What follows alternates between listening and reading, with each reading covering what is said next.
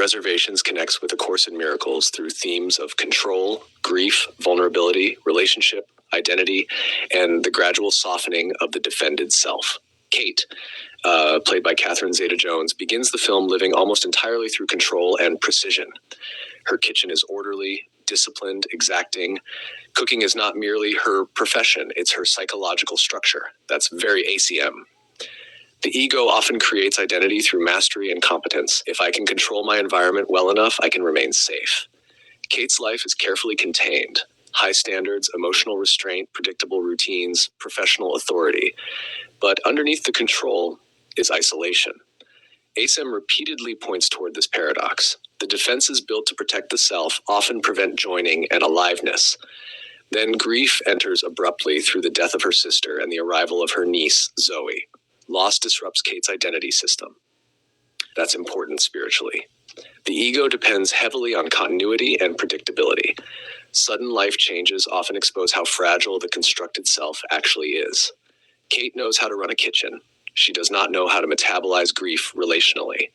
So she tries to manage emotion the same way she manages recipes, through control. But grief does not obey performance structures. ACIM would say the ego tries to solve emotional pain through management rather than true healing. Then Nick enters. Aaron Eckhart plays Nick almost as Kate's energetic opposite. Spontaneous, warm, musical, playful, improvisational. He cooks relationally rather than defensively. This becomes symbolic. The contrast between Kate and Nick is not merely personality difference. It reflects two modes of consciousness: control through fear, participation through openness. Nick's presence destabilizes Kate because he threatens the identity she built around competence and emotional self-containment. ACIM often describes awakening similarly. What softens the ego initially feels irritating or unsafe because defenses are being challenged. Then there's food itself. Food in the movie is not just nourishment. It becomes communication. This is deeply ACIM compatible.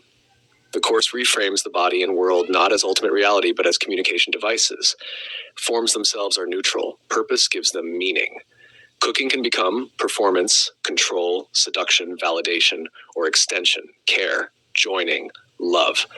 Kate begins the film using food primarily to maintain identity and structure. Over time, cooking becomes relational again. That's the shift, not changing the form, changing the purpose.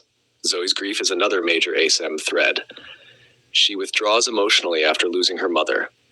Kate keeps trying to handle her correctly, but struggles because true joining requires vulnerability, not just competency. ACIM repeatedly emphasizes that healing occurs through presence more than control. Kate gradually learns that she cannot love safely from behind perfectionism.